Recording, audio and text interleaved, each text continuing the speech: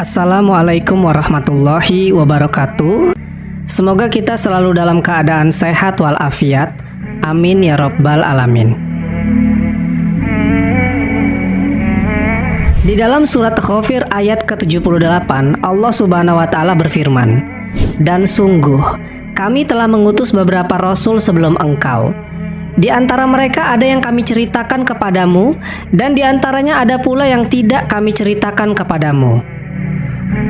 Hal ini berarti, yang pertama, ada sejumlah nabi yang Allah sebutkan namanya secara jelas dalam Quran, seperti 25 nabi yang sering kita dengar nama dan kisahnya. Yang kedua, ada sejumlah nabi yang Allah singgung kisahnya di dalam Al-Quran, tapi tidak disebutkan namanya secara jelas, seperti Khidir, Uzair, dan lain-lain. Yang ketiga, ada nabi yang tidak Allah ceritakan dan tidak pula Allah singgung dalam Al-Quran, tapi diceritakan oleh Nabi Muhammad SAW. Misalnya seperti Nabi Syith, Yusha, Syamun, dan lain-lain. Yang keempat, ada juga kisah orang suci yang Allah ceritakan, baik disebutkan namanya secara jelas atau tidak disebutkan. Namun para ulama masih berdebat, apakah mereka termasuk kategori nabi atau bukan. Misalnya, yang masuk kategori keempat ini seperti Zulkarnain, Luqman, dan Maryam. Ada pula kisah Habib An-Najjar dalam surat Yasin yang tidak disebutkan namanya secara jelas. Yang kelima, ada nabi-nabi yang Allah dan Rasulnya tidak ceritakan, tapi disebutkan dalam kitab suci sebelum Quran. Misalnya Nabi Daniel, Yehezkiel, dan lain-lain. Dan Nabi Samuel ini masuk ke kategori yang kedua. Namanya memang tidak disebutkan di dalam Al-Quran, tapi sedikit kisahnya ada di sana. Itu ternukil di dalam surat Al-Baqarah ayat ke-246. Tidakkah kamu perhatikan para pemuka Bani Israel setelah Musa wafat? Ketika mereka berkata kepada seorang nabi mereka, "Angkatlah seorang raja untuk kami, niscaya kami berperang di jalan Allah." Nabi mereka menjawab, "Jangan-jangan jika diwajibkan atasmu berperang, kamu tidak akan berperang juga." Al-Quran Surat Al-Baqarah ayat ke-246. Hampir semua ahli tafsir mengatakan bahwa nabi yang dimaksud atau nabi yang berkata setelah Musa wafat adalah Nabi Samuel. Ada juga yang mengatakan itu Nabi Syamun. Selain itu, ada pula yang mengatakan bahwa Samuel dan Syamun adalah orang yang sama. Tapi pendapat yang lebih banyak mengatakan Samuel bukanlah Syamun, dan ayat itu ditafsirkan bercerita tentang Nabi Samuel. Nabi Samuel jika di Islam dikenal dengan nama Syamuil. Kata Samuel sendiri memiliki arti namanya itu Tuhan atau mendengar dari Tuhan.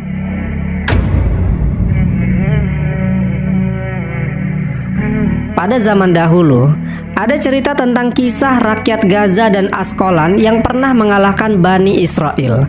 Sehingga waktu itu ada banyak sekali di antara mereka yang terbunuh.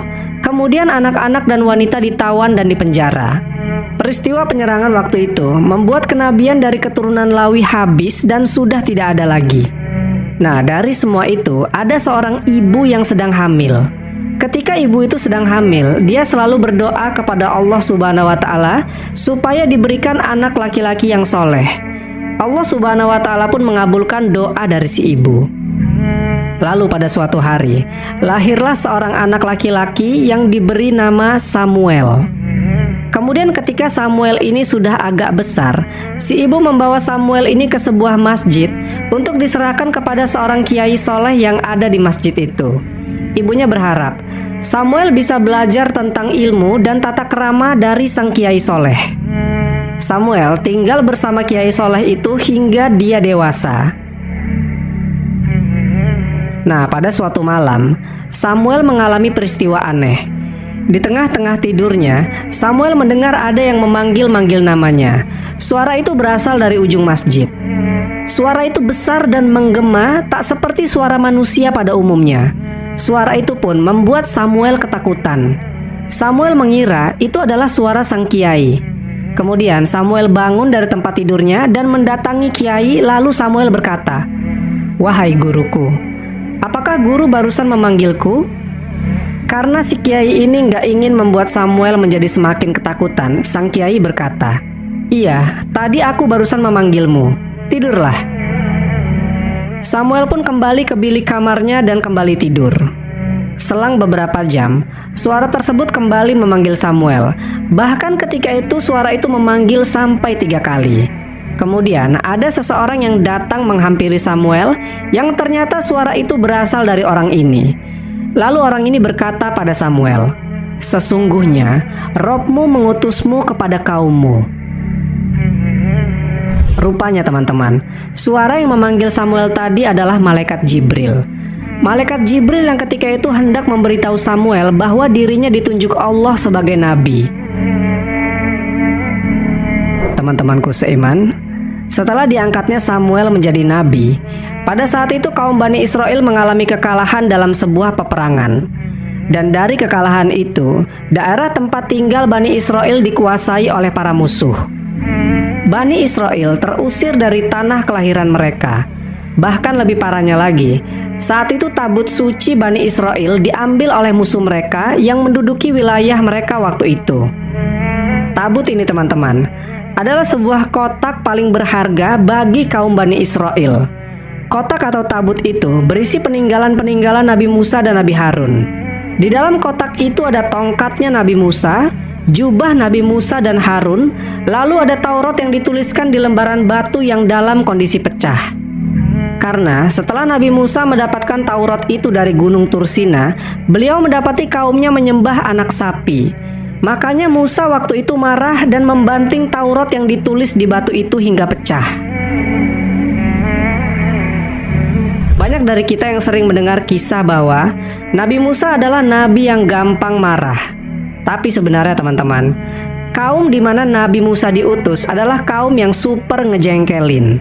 Bisa dibilang kaumnya Musa ini adalah kaum Bani Israel yang paling ngeyel dan sok tahu. Makanya Nabi Musa diberi gelar Ulul Azmi, yang berarti nabi atau rasul yang punya ketabahan yang luar biasa. Musa adalah salah seorang nabi yang banyak menghadapi cobaan dari kaumnya. Kita kembali lagi ke cerita. Jadi waktu itu pihak musuh berhasil menduduki wilayah dan mengambil tabutnya orang Bani Israel. Kaum Bani Israel ketakutan untuk berperang dan hilang semangat juangnya untuk merebut kembali milik mereka yang telah diambil itu. Maka salah seorang dari mereka berkata pada Nabi Samuel, "Wahai Nabi Samuel, kami ini bosan selalu dipimpin oleh seorang nabi.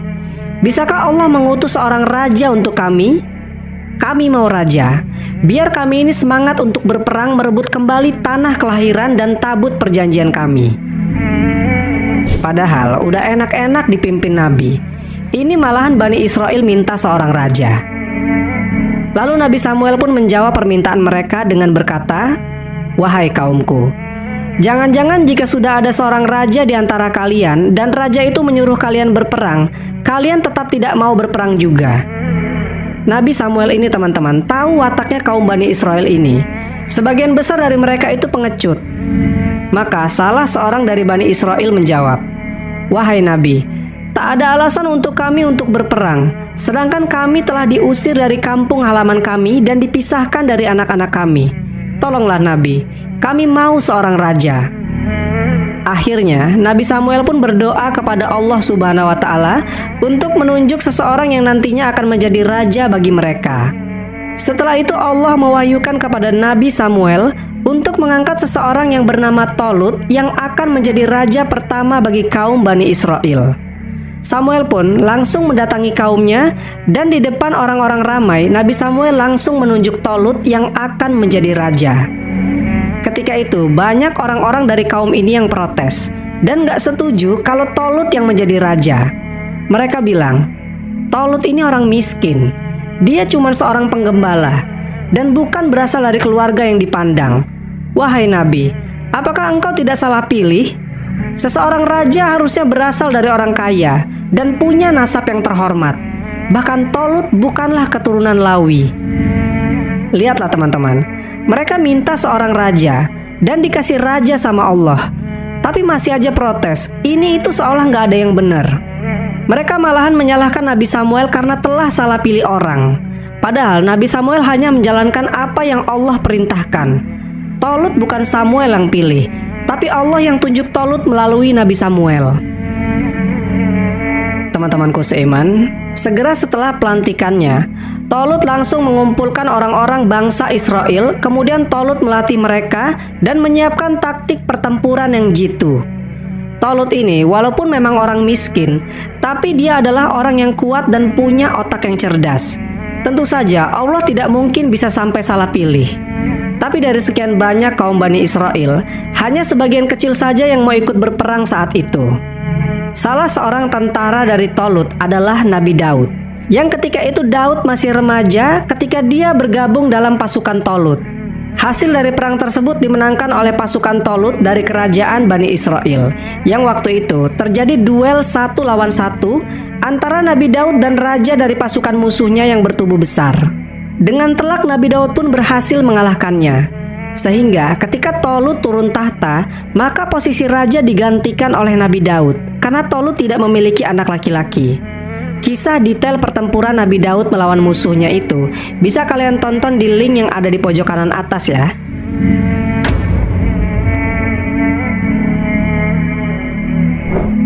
Menurut suatu riwayat, Nabi Samuel meninggal dunia ketika usianya 80 tahun. Seluruh orang Israel berkumpul meratapi beliau dan menguburkannya di halaman rumah Nabi Samuel. Pada tahun 1173, tentara perang salib mengklaim menemukan tulang belulang Nabi Samuel di pekuburan orang Yahudi di Ramlah. Kuburannya sendiri secara tradisi ada di kota yang dikenal dengan nama Nebi Samwi yang terletak di Mispa, daerah Benyamin. Sampai sekarang ada Masjid Nabi Samwi di kota Rama yang dibangun di atas bekas benteng zaman perang salib, di mana diyakini makam Nabi Samuel ada di dalam bangunan Mameluk. Wallahu a'lam bishawab. Jadi itulah kisah Nabiullah Samuel. Semoga kisah ini bermanfaat. Lebih dan kurangnya mohon dimaafkan. Yang benar datangnya dari Allah Subhanahu wa Ta'ala. Khilaf atau keliru itu datangnya dari saya pribadi sebagai manusia biasa. Sampai ketemu di kisah-kisah seru yang penuh makna selanjutnya. Saya akhiri. Wassalamualaikum warahmatullahi wabarakatuh.